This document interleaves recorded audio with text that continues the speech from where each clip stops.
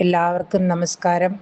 എൻ്റെ പ്രിയപ്പെട്ട ഹൈന്ദവ ജ്ഞാനസാഗര കുടുംബ മിത്രങ്ങളെ, ഇന്ന് ഞാൻ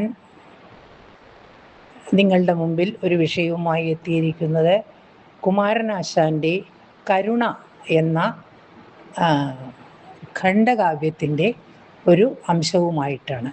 മുഴുവനൊന്നും പറയാൻ നമുക്ക് സമയം കിട്ടില്ല എങ്കിലും ഞാൻ ആ ഉള്ള സമയം കൊണ്ട് എന്നെക്കൊണ്ട് സാധിക്കുന്നത് പോലെ നിങ്ങൾക്ക് വിവരിച്ചു തരാം. കരുണ എന്താണ്? കരുണ ഇവിടെ ഞാൻ ഉദ്ദേശിക്കുന്നത്, കരുണ എന്ന് പറയുമ്പോൾ ആശാൻ്റെ അവസാനത്തെ കൃതിയാണ് കരുണ. എന്താണ് കരുണയുടെ പ്രസക്തി? ഇത് ഒരു മൂല്യവത്തായ മാനുഷിക വികാരമാണ് കരുണ. കരുണ എന്ന വികാരത്തിൻ്റെ ഒരു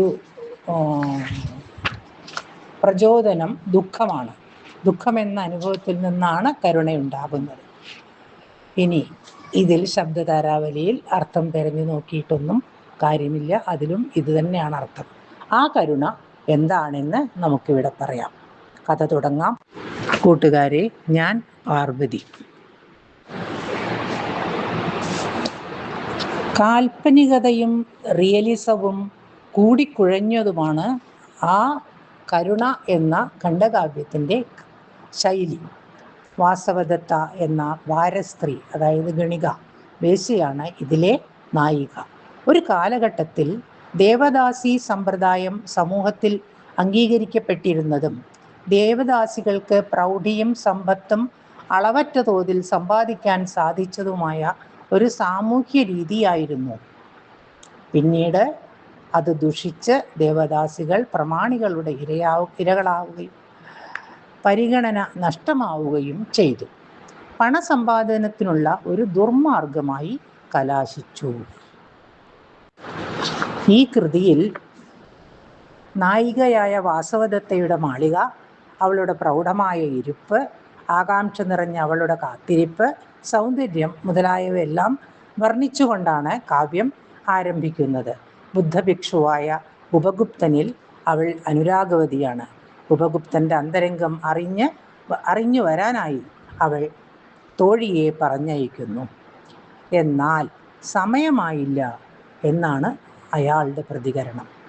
വളരെ നിരാശയോടെ തോഴിയിൽ നിന്നും ഉപഗുപ്തൻ്റെ വാക്കുകൾ അവൾ കേൾക്കുന്നു. അപ്പോഴേക്കും ധനികനായ ഒരു വ്യാപാരി അവിടെ എത്തിച്ചേരുകയും തൻ്റെ ചാബല്യങ്ങളിലേക്ക് വാസവദത്ത വഴുകി വീഴുകയും ചെയ്യുന്നു. ഇവിടെ വാസവദത്തയുടെ ഇരിപ്പും സൗന്ദര്യവും വർണ്ണിക്കുന്ന കുറച്ച് വരികൾ ഉണ്ട്. ഞാനൊരു 2 വരി പാടാം. അതിനെക്കുറിച്ച് ഞാൻ പറയാം. എനിക്ക് പാട്ടിലല്ല, ഞാൻ ആ വരികളുടെ ഭംഗി കണ്ടിട്ടാണ് പറയുന്നത്. അനുപമ കൃപാനിധി അഖില ബാന്ധവൻ ശാക്യജനദേവൻ ധർമ്മരശ്മി ചൊരിയും നാളിൽ. അത് കഴിഞ്ഞ് അദ്ദേഹം ഇരിക്കുന്നതാണ്. ആ വാസവദത്ത ഇരിക്കുന്ന ഭാഗമാണ് നമുക്ക് കാണേണ്ടത്. കാളിമ കാളും നഭസ്സേ ഉമ്മ വയ്ക്കും വെൺമനോജ്ഞ മാളികയൊന്നിൻ്റെ തെക്കേ മലർമുറ്റത്തിൽ വ്യാളീമുഖം വെച്ചു തീർത്ത വളഞ്ഞ വാതിലാർന്ന അകത്താളിരുന്നാൾ കാണും ചെറുമതിലിനുള്ളിൽ. പിന്നെ അവിടുന്ന് കുറേ ഉണ്ട്. മസൃണ ശിലാസനത്തിൽ ചെരിഞ്ഞ പാർശ്വത്തിൽ പുഷ്പ വിസൃമരസുരഭിയാം ഉപധാനത്തിൽ മെല്ലെയൊട്ടു ചാഞ്ഞും വക്കിൽ കസവുമിന്നും പൂവാട തെല്ലളകോപരി ഒരു വശത്താക്കിയും. അതാണ് വാസവദത്തയുടെ ഇരിപ്പ്. അപ്പോൾ ആ ഇരിപ്പ് കണ്ടാൽ തന്നെ എല്ലാവരും ഒന്ന് നോക്കിപ്പോകും. അത്യധികം സുന്ദരിയായ അവളുടെ ആ ഇരിപ്പ് എങ്ങനെയാണ്? മസൃണ കല്ലൊളി വീശുന്ന കർണപൂരം എല്ലാം ഇരിക്കുന്നത് കണ്ടാലേ നമ്മൾ ആരും ഒന്ന് നോക്കിപ്പോകും. ഇവിടെ അർത്ഥം, അസ്തമിക്കാറായ സൂര്യൻ മഞ്ഞ, കടും ചുവപ്പ് എന്നിവ നിലയിൽ കലർന്ന രാജപ്രൗഢിയാർന്ന ഭംഗിയുള്ള രശ്മികൾ വൃക്ഷങ്ങളുടെ ഇടയിലൂടെ വീശുകയാണ്. ദൂരെ ഒരു രാജമല്ലി മരം പൂത്തു നിൽക്കുന്നു. അത് വിലസുന്ന പ്രതീതിയാണ് അത് ഉണ്ടാക്കുന്നത്. കറുത്തിരണ്ട മുടിക്കെട്ടോടു കൂടിയവളായ നമ്മുടെ സുന്ദരി വളരെ കൗതുകത്തോടുകൂടി ഒരു പൂച്ചെണ്ട് ചുഴറ്റിക്കൊണ്ടിരിക്കുകയാണ്. ഇളം കാറ്റടിക്കുന്നു. അത് ചന്തമുള്ള അവളുടെ വസ്ത്രത്തിൽ ചെറിയ ഓളങ്ങൾ ഉളവാക്കുന്നു. ഇളകിമറിയുന്ന ചേലയ്ക്കുള്ളിൽ നിന്നും സുന്ദരമായ പാദമാകുന്ന താമരപ്പൂവ് പുറത്തു കാണിക്കുന്നു. കാലിലണിഞ്ഞ സ്വർണ്ണച്ചിലമ്പ് കിലുങ്ങും വിധം അവൾ ഇളകുന്നു. അതോടൊപ്പം ചുഴറ്റിക്കൊണ്ടിരിക്കുന്ന മലർവല്ലിയിലെന്ന മട്ടിൽ അവൾ വെളിയിലേക്ക് നോക്കിക്കൊണ്ടുമിരിക്കുന്നു. അപ്പൊ കൺപോളയിലെ രോമങ്ങൾ നിബിഡതയാൽ കറുത്ത് സുന്ദരമായ കണ്ണുകൾ, മദജലം പൊടിയുന്ന ആർദ്രങ്ങളായ കണ്ണുകൾ, അവയിലെ കൃഷ്ണമണികൾ സ്ഫടികക്കുപ്പിയിലിട്ട പരൽമീൻ പോലെ, ഇതൊരു ഭംഗിയായിട്ടുള്ള ഉപമയാണ് നോക്കൂ, പോലെ പിടികൊടുക്കാതെ അങ്ങുമിങ്ങും ഉഴറിപ്പായുന്നു. വ്യക്തമായ ഒരു മനോനിയന്ത്രണം, ഏകാഗ്രത ആ സന്ദർഭത്തിൽ നായികയ്ക്ക് ലഭ്യമാകുന്നില്ല എന്ന സൂചനയാണ് നമുക്ക് കിട്ടുന്നത്. അതുപോലെ അവളുടെ ശരീര സൗന്ദര്യത്തെക്കുറിച്ചും കവി വളരെയധികം വർണ്ണിച്ചിട്ടുണ്ട്. ഇവിടെ കവി വർണ്ണിച്ചിരിക്കുന്ന ആ ഓരോ ഭാഗത്തും ഭൂമിയിലെ രംഭയാണ് വാസവദത്ത എന്നു പേരുള്ള ആ വാരസുന്ദരി എന്നാണ് കവി വർണ്ണിച്ചിരിക്കുന്നത്. ഇവളെ അറിയാത്ത ഒരാൾ പോലും മധുരാവാസികളിൽ ഇല്ല. അങ്ങനെയിരിക്കുന്ന വാസവദത്തയുടെ അടുത്തേക്ക് വെളിയിൽ എന്തോ ആവശ്യത്തിന് പോയ തൻ്റെ തോഴി തിരിച്ചു വരുന്നത് കണ്ടു. വാസവദത്ത അവളെ കണ്ടൊന്ന് പുഞ്ചിരിച്ചു. തൻ്റെ മനോഹരമായ പുരികക്കൊടി കാട്ടി അവളെ അടുത്തേക്ക് വിളിച്ച് ഇപ്രകാരം ചോദിച്ചു: അല്ലയോ സഖി, നിന്റെ പ്രയത്നം ഫലിച്ചോ? കായ രുചിയുളവാക്കുകയോ എന്നോ അതോ പഴമായോ? എനിക്ക് യാതൊരു സംശയവുമില്ല. ഇപ്രാവശ്യമെങ്കിലും അത് നീ സാധിച്ചിരിക്കും. ഒന്നുമില്ലെങ്കിൽ അയാൾ ഒരു മനുഷ്യനല്ലേ, നീയോ അതിസമർത്ഥയും. കണ്ടോ, അവിടെ ഗൂഹ്യമായ എന്തോ അർത്ഥത്തിലാണ് അവർ സംസാരിക്കുന്നത്. എന്താണത്? വാരനാരിയായ വാസവദത്ത ഉപഗുപ്തനെ പ്രണയിക്കുന്നു. ബുദ്ധസന്യാസിയായ ഉപഗുപ്തൻ എന്നാൽ ഒരു താല്പര്യവും കാട്ടുന്നില്ല. പല പ്രാവശ്യവും തോഴിയെ വിട്ട് അനുരാഗം അറിയിച്ചെങ്കിലും അവൻ വഴങ്ങുന്നില്ല. തോഴിയുടേത് ഇവിടെ അവസാന ശ്രമമാണെന്ന് നമുക്ക് കാണാം. അപ്പോൾ എപ്പോൾ ചോദിച്ചാലും പറയും സമയമായില്ല, സമയമായില്ല എന്ന്. ഇവിടെ വാസവദത്തയ്ക്ക് ഒരു സംശയം. കാരണം എപ്പോൾ തോഴി ചെന്ന് പറയുമ്പോഴും സമയമായില്ല, സമയമായില്ല എന്ന് മാത്രമേ പറയുന്നുള്ളൂ. അപ്പോൾ താനൊരു ഗണികയായതുകൊണ്ട് തനിക്ക് തരാൻ പണമില്ലാഞ്ഞിട്ടാണോ ഉപഗുപ്തൻ വരാതിരിക്കുന്നത് എന്ന്. അതിന് ഇങ്ങനെ 2 വരി ഇതിലുണ്ട്: സമയമായില്ല പോലും, സമയമായില്ല പോലും, ക്ഷമ എൻ്റെ ഹൃദയത്തിൽ ഒഴിഞ്ഞു തോഴി. ഒരിക്കലും വരില്ലെന്ന് പറഞ്ഞില്ലല്ലോ, എന്നാൽ ഒരിക്കലും വരുന്നതിനൊരുക്കമില്ലേ എന്ന് ചോദിക്കുന്നുണ്ട്. അപ്പോൾ തന്നെ എത്ര തന്നെ ഇഷ്ടമില്ല എന്ന് പറഞ്ഞാലും സമയമായില്ല എന്നൊരു മറുപടിയിലാണ് ഇവിടെ വാസവദത്ത ആശ്വസിച്ചിരിക്കുന്നത്. വരില്ല എന്ന് പറഞ്ഞിട്ടില്ലല്ലോ. വാസവദത്ത ദുഃഖിതയായി പുരികം ചുളിഞ്ഞു. കയ്യിലുണ്ടായിരുന്ന പൂച്ചെണ്ട് വലിച്ചെറിഞ്ഞു. കാരണം സമയമായില്ല എന്നാണ് അവൻ പറയുന്നത്. എന്നാൽ എൻ്റെ ഹൃദയത്തിൽ ഇനി ക്ഷമ തീരെയില്ല. കയ്യിൽ ഭിക്ഷാപാത്രവും ഏന്തി നാടുനീളെ നടക്കുന്ന ഈ കാമസമനായ, അതായത് കാമദേവന് തുല്യമായ സൗന്ദര്യമുള്ള ഭിക്ഷു എന്നെ പറ്റിക്കാൻ പറയുന്നതായിരിക്കും. ഒരു പക്ഷേ വേശ്യയായ എന്നെ കാണാൻ വരാത്തത് പണമില്ലാത്തതിനാലാ ആണോ? ഞാൻ അയാളുടെ സ്നേഹം മാത്രമാണ് ആഗ്രഹിക്കുന്നതെന്ന് തോഴി നീ പറഞ്ഞില്ലേ? എല്ലാ സുഖങ്ങളും വേണ്ടുവോളം അനുഭവിക്കുന്നവളാണ് ഞാൻ. ആഗ്രഹിച്ചതൊക്കെ ഞാൻ സ്വന്തമാക്കിയിട്ടുമുണ്ട്. ഇത്തരത്തിൽ പ്രണയകാര്യത്തിൽ ഒരു പിഴവ് വരാൻ എനിക്ക് പാടില്ലാത്തതാണ്. പക്ഷേ ഇക്കാര്യത്തിൽ അത് സംഭവിച്ചിരിക്കുന്നു. ഇത് സ്വാഭാവികം മാത്രം. വിശക്കുമ്പോൾ വേണ്ടുവോളം ഭക്ഷണം അത് വെറുക്കുന്നതുവരെ കഴിച്ച വ്യക്തിക്കും അതിനേക്കാളും വിശിഷ്ടമായ ഭക്ഷണ പദാർത്ഥങ്ങൾ കാണുമ്പോൾ കൊതി വരും. ധനികരും എന്നിൽ തൽപരരായവർ പല ദിവസവും സ്വർണാഭിഷേകം നടത്തി തൊഴുതാൽ പോലും അക്കൂട്ടരെ കാണാൻ ബന്ധപ്പെടുന്നല്ലോ. വൈമുഖ്യം പ്രകടിപ്പിക്കുന്ന എൻ്റെ കണ്ണുകൾ എന്തിനാണ് ഈ പാവം മുനിയെ കാണാൻ ഇത്രയധികം ആഗ്രഹിക്കുന്നത്? എനിക്കിഷ്ടം പോലെ പണം തരാൻ ആൾക്കാരുണ്ട്, എന്നെ സ്വർണം കൊണ്ട് മൂടുന്നവരുണ്ട്. പക്ഷേ എനിക്ക് ഈ പാവപ്പെട്ട അല്ലെങ്കിൽ ഈ മുനിയെ കാണാനാണ് എനിക്കിഷ്ടം. വളരെ മനോഹരമായ ശരീരമുള്ള മുനി പ്രണയിനിയോട് വൈമനസ്യം കാണിക്കുന്നത് കഠിനമാണല്ലോ. തിളങ്ങുന്ന നക്ഷത്രം പോലെ ഭംഗിയിൽ വിടർന്നു നിൽക്കുന്ന താമരപ്പൂവിന് ഗന്ധം അനിവാര്യമല്ലേ? അല്ലെങ്കിൽ ഈ യുവാവ്, അതായത് ഉപഗുപ്തൻ, ദുഷ്ടനായ ആ ബുദ്ധസന്യാസി നേതാവിൻ്റെ, അതായത് ബുദ്ധഭഗവാൻ കഥകൾ കേട്ട് വിഷമിക്കുന്നുണ്ടാകും. അയാൾക്ക് യമലോകത്തിൽ പോയി അടങ്ങിക്കൂടെ? തൻ്റെ ദേഷ്യം വാസവദത്ത അവിടെ ഉണർത്തിക്കുകയാണ്. തൻ്റെ ആഗ്രഹത്തിന് വാസവദത്ത പറയുന്നുണ്ട്, മധുവുണ്ട് മതി വന്ന ശലഭമുണ്ടോ പുത്തൻ, മധു കണ്ടാൽ കൊതിക്കാത്ത ഹൃദയമുണ്ടോ. പിന്നെയും വാസവദത്തയ്ക്ക് സംശയമാണ്. തോഴി, അവൻ അനുനയത്തിൽ നിന്നു തരുന്നുണ്ടോ? തോഴി പറയുന്നത് കേൾക്കാൻ തയ്യാറാകുന്നുണ്ടോ എന്നാണ് വാസവദത്തയുടെ ചോദ്യം. അവൻ്റെ വാക്കിൽ പ്രണയത്തിൻ്റെ സ്പർശമുണ്ടോ? അവനോട് തനിച്ചല്ലേ നീ സംസാരിച്ചത്? ഞാൻ പറയാൻ ഇച്ഛിച്ച കാര്യമെല്ലാം നീ പറഞ്ഞില്ലേ? അവന് സന്യാസി മര്യാദയിൽ തന്നെ വേണമെങ്കിൽ വീട്ടിൽ വന്ന് ഭിക്ഷ ചോദിക്കാമല്ലോ. എങ്കിലും അവനെ ഒന്ന് എനിക്ക് കൺകുളിർക്കെ കാണാമായിരുന്നു. അവനെക്കുറിച്ച് ചിന്തിക്കും തോറും എൻ്റെ കനപ്പെട്ട സമ്പാദ്യത്തിൻ്റെ മൂല്യം നഷ്ടപ്പെടുന്നതായി എനിക്ക് തോന്നുന്നു.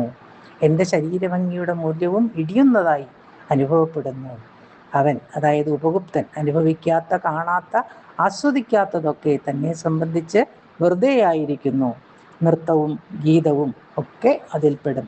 ഒരു സന്യാസിക്ക് ഇതെല്ലാം നിഷിദ്ധമല്ലേ? അതുകൊണ്ട് തോഴി തൻ്റെ യജമാനത്തിയെ വേണ്ട വിധത്തിൽ പറഞ്ഞ് സമാധാനിപ്പിച്ചു. കുലത്തിന് ചേരാത്ത മട്ടിലുള്ള ഈ പ്രണയം പാടില്ല എന്ന അർത്ഥത്തിൽ തന്നെ നിരുത്സാഹപ്പെടുത്തി. കാരണം അദ്ദേഹം വലിയ കുലത്തിൽ ജനിച്ച ആളാണ്. അദ്ദേഹവും അവിടെ നിന്നുമായിട്ടുള്ള ആ ബന്ധം ഒരിക്കലും അത് വേണ്ട എന്ന് പറഞ്ഞ് മനസ്സിലാക്കി. വിവാഹവും വിവാദവും എപ്പോഴും ഒരേപോലുള്ളവരിൽ തന്നിൽ മാത്രമേ പാടുള്ളൂ. വിവാഹശ്ച വിവാദശ്ച സമയോരേവ ശോഭതേ എന്നാ പറഞ്ഞിരിക്കുന്നത്. സമന്മാരോടുകൂടി മാത്രമേ നമ്മൾ അങ്ങനെയുള്ള ബന്ധങ്ങൾ നിലനിർത്താവൂ. നിന്റെ ഉപദേശം എനിക്ക് വേണ്ട. ഈ ലോകത്തിൽ കീഴ്വഴക്കങ്ങൾ പറയാത്ത, ആചാരമര്യാദകൾ ഉപദേശിക്കാത്ത വിഡ്ഢികളില്ല. പടുപാട്ട് പാടാൻ ഏത് കഴുതയും ശ്രമിക്കും. ഉപഗുപ്തനിൽ ചേർന്ന് വിശുദ്ധയാകാൻ ശ്രമിക്കുന്ന വാസവദത്തയുടെ മനസ്സിനെ വീണ്ടും തെറ്റായ വഴിയിലേക്ക് തോഴി കൊണ്ടുപോവുകയാണ്. അതാണ് കവി ഇവിടെ വിമർശിക്കുന്നത്. കവി പറയുന്നു, ഓരോരുത്തരും അനുഭവിക്കുന്ന സുഖദുഃഖങ്ങൾ അവരവർ ചെയ്യുന്ന നന്മ തിന്മകളുടെ ഫലമാണ് എന്ന ബോധം ഒരു യാഥാർത്ഥ്യമാണെങ്കിൽ കൊലപാതകവും കൊള്ളയടിയും പരമ്പരധർമ്മമാണെന്ന് പറയുന്ന നീതി തീർച്ചയായും നുണയാണെന്ന് കവി സ്ഥാപിക്കുന്നു. ഇവിടെ ധന ദുർദേവതയ്ക്കായി ലജ്ജ വിട്ട് തൻ്റെ ശരീരം ഹോമിക്കുന്ന ആ പെണ്ണിൽ ഒരിക്കലും നിഷ്കളങ്കമായ സ്വാഭാവിക അനുരാഗം ഉണ്ടാകില്ല. ഇവിടെ ഭാഗ്യവശാൽ അത് സംഭവിച്ചിരിക്കുന്നു. അത് തീർച്ചയായും ഒരു വരമല്ലേ? എന്തുകൊണ്ടെന്നാൽ വല്ലാത്ത ഇരുട്ട് നിറഞ്ഞ കിണറ്റിൽ സൂര്യൻ്റെ ചെറുരശ്മി പോലും പ്രതീക്ഷയ്ക്ക് വക നൽകുന്നതാണ്. അതായത് വാസവദത്തയ്ക്ക് വേണമെങ്കിൽ എങ്ങനെയുള്ള എത്ര വലിയ പണക്കാരും സൗന്ദര്യമുള്ളവരും എല്ലാം അടുത്ത് വരും. പക്ഷേ ഉപഗുപ്തനിൽ അലിഞ്ഞ തൻ്റെ മനസ്സ്, അതായത് ആ ഗണികയുടെ മനസ്സ് എങ്ങനെ വേർതിരിക്കും? ഇതിൽ നമുക്ക് രണ്ട് കാര്യങ്ങൾ ഉദ്ദേശിക്കാം. ഒന്ന്, ഗണികയായാലും സ്ത്രീയുടെ മനസ്സ് ഒരു പുരുഷനിൽ നിക്ഷിപ്തമാകും എന്ന് ഒരു ഭാഗം. രണ്ടാമത്തെ ഭാഗം, ഗണിക തൻ്റെ പ്രവൃത്തിയാണെങ്കിലും ഒരാളെ കണ്ടപ്പോൾ തൻ്റെ മനസ്സ് അവിടെ തനിക്ക് കൃത്യമായ ഒരു പടവ് കയറാൻ കിട്ടി എന്നുള്ള ആ ഒരു ചാരിതാർത്ഥ്യവും ഇവിടെ ആ സ്ത്രീയിൽ നമ്മൾ കാണുന്നു. ഇത് രണ്ടും ഈ കവിയുടെ പ്രത്യേകതയാണ്, കരുണ എന്ന കഥയുടെ പ്രത്യേകതയാണ്. പെട്ടെന്ന് ഉഗ്രശബ്ദത്തോടെ പൊടിപടലങ്ങൾ പൊങ്ങിച്ചുകൊണ്ട് മധുരയിൽ നിന്നും ഒരു കാളവണ്ടി വാസവദത്തയുടെ മാളികയുടെ മുന്നിലെത്തി. കുതിക്കുന്ന കാളകൾ, അവയുടെ കുനിഞ്ഞ കൊമ്പിൽ പൂമാല ചാർത്തിയിട്ടുണ്ട്. തിരയിൽ പത ഉയരുന്ന പോലെ അവയുടെ പൂത്തുലഞ്ഞ് അവ പൂത്തുലഞ്ഞ് ചലിക്കുന്നു. അവ ഒരുമാതിരി കിലുക്കി കിലുങ്ങുന്ന രത്നമാലയണിഞ്ഞ കഴുത്തു കുലുക്കിക്കൊണ്ട് താടയാട്ടിക്കൊണ്ട് നിൽക്കുന്ന 2 കാളകൾ വലിക്കുന്ന മനോഹരമായ ഒരു സ്വർണ്ണത്തേര്. അതായത് ഒരു കാളവണ്ടി തന്നെയാണ്, പക്ഷേ അതിൽ അത്രമാത്രം അലങ്കരിച്ചിട്ടുണ്ട്. അതിൽ നിന്ന് ഒരാൾ ഇറങ്ങി വന്നു. കിന്നരി വെച്ച പാതുകങ്ങളോടെ പട്ടുതലപ്പാവണിഞ്ഞ് കാതിൽ കുണ്ടലങ്ങൾ അണിഞ്ഞ് മോതിരങ്ങളുടെ ഭംഗിയിൽ കൈകൾ ശോഭിച്ച് തങ്ക നിറമുള്ള അങ്കി ധരിച്ച് തടിച്ചുരുണ്ട ശരീരം മറച്ചുകൊണ്ട് ചുവന്ന പട്ടുവസ്ത്രം ഞൊറിയിട്ട് കുത്തിയെടുത്ത് അതിൻ്റെ അഗ്രം പുറകിലോളം ഞാത്തിയിട്ട് പാറിച്ചും സ്വർണ്ണ അരഞ്ഞാൺ പട്ട പുറത്തു കാട്ടി മിന്നുന്ന ഉത്തരീയം ഭംഗിയിലിട്ടും ആ മണിത്തേരിൽ നിന്നും സുന്ദരനും മാന്യനുമെന്ന് തോന്നും മട്ടിലൊരു പരദേശിയായ കച്ചവടക്കാരൻ ഇറങ്ങി വന്നു. ആ കാഴ്ച കണ്ട വാസവദത്ത അയാളെ സ്വീകരിക്കാനായി കടക്കണ്ണാൽ ആജ്ഞ നൽകി. ഇവിടെ നമുക്കോ അറിയില്ല, കവിക്ക് പറ്റിയതാണോ നമുക്ക് പറ്റിയതാണോ അറിയില്ല, നമുക്കിവിടെ നോക്കാം. തോഴി അതിഥിയെ എതിരേറ്റ് സൽക്കരിക്കാൻ പോയി. വാസവദത്ത ഇരിപ്പിടം വിട്ടെഴുന്നേറ്റു, മണിയറയിലേക്ക് അകമ്പടിപൂർവ്വം പുറപ്പെട്ടു. അങ്ങനെ ഇതുവരെ കരപറ്റി നിന്ന ആ അരയന്നപ്പിട കുണുങ്ങിക്കൊണ്ട് തൻ്റെ കുളത്തിലേക്ക് നടന്നുപോയി. എന്ത് ഭംഗിയായിട്ടുള്ള വരികളാണല്ലേ! അവിടെ അതിന് വ്യാഖ്യാനിക്കാൻ നിന്നാൽ എനിക്കിവിടെ സമയമില്ല. അത്ര ഭംഗിയായിട്ടാണ് ആശാൻ അവിടെ വർണ്ണിച്ചിരിക്കുന്നത്. ഇനി അവളുടെ വഴിവിട്ട ജീവിതം ഇവിടെ ആ കുളത്തിലേക്കിറങ്ങി എന്നതിൽ കരപറ്റി നിന്ന എന്ന 2 വാക്കുകളിലും പരാമർശിക്കുന്നു. ഇനി ഉപഗുപ്തനോടുള്ള പരിശുദ്ധമായ ആഭിമുഖ്യവും തുടർന്ന് അവളിലുണ്ടായ വിരക്തിഭാവവും സൂചിപ്പിക്കുന്നു. എന്നാൽ കച്ചവടക്കാരൻ പരദേശിയുടെ തിളക്കം കണ്ട് അവൾ എല്ലാം മറന്നിരിക്കുന്നു. ഇവിടെ ഈ വ്യാപാരിയെ പ്രണയിക്കാൻ ആരംഭിക്കുന്ന വാസവദത്ത അല്പം മുമ്പ് താൻ പ്രണയിച്ചിരുന്ന വേറൊരു തൊഴിലാളി പ്രമുഖനെ നിലവിലെ പ്രണയത്തിന് അയാൾ തടസ്സമാകുമെന്ന് കരുതി കൊന്ന് വീടിന് സമീപം ചാണകക്കുഴിയിൽ കുഴിച്ചിടുന്നു. ഞാൻ കഥ വേഗം പറഞ്ഞു പോവുകയാണ്. ഇയാളുടെ തിരോധാനം ചർച്ചാ വിഷയമാവുകയും വാസവദത്തയുടെ പറമ്പിൽ നിന്നും ശരീരം കണ്ടെത്തുകയും ചെയ്യുന്നു.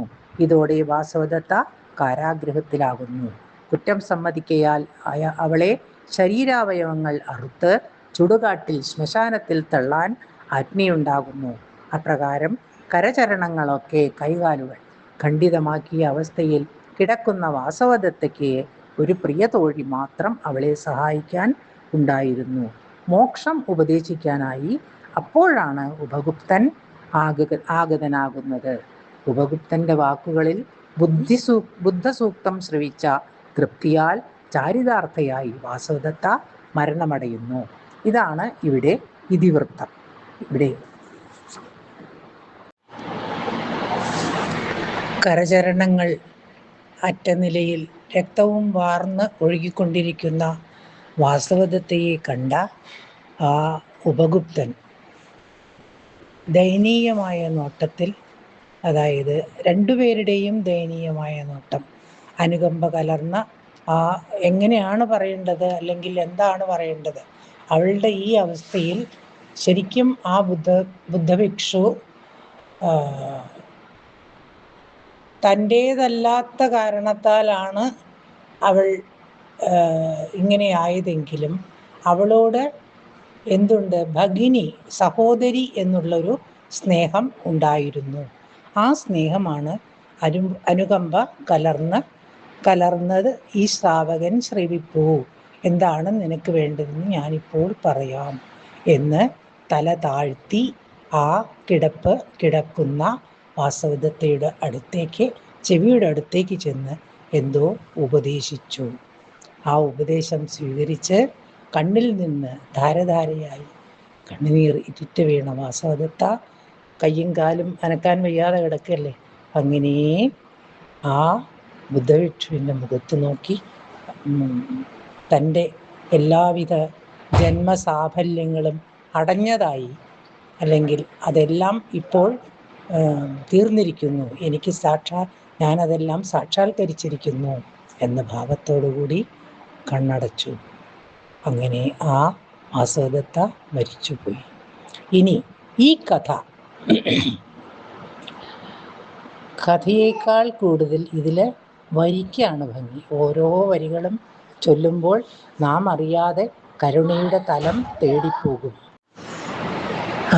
ബുദ്ധഭിക്ഷു വാസവദത്തയുടെ തലയെടുത്ത് തൻ്റെ മടിയിൽ വെച്ച്, അതായത് കരതലമുയർത്തി കാർച്ചികുരതൻ ശിരസിൽ വെച്ചുര ചെയ്യുന്നു വാക്കലിഞ്ഞമ്മുനീശ്വരൻ. ശരണരത്നങ്ങൾ മൂന്നും ചെവിയിലേറ്റ് ഉടൻ അന്ധക്കരണത്തിൽ അണിഞ്ഞവൾ കാന്തി തേടുന്നു. അങ്ങനെ അവളുടെ അവസാനം ഉപഗുപ്തനടുത്തെത്തി, ഭഗിനി ഖേദിക്കേണ്ട, എൻ്റെ അമ്മയായ ബുദ്ധഭിക്ഷു എവിടെയുണ്ട്? സ്വർഗത്തിലുണ്ട്.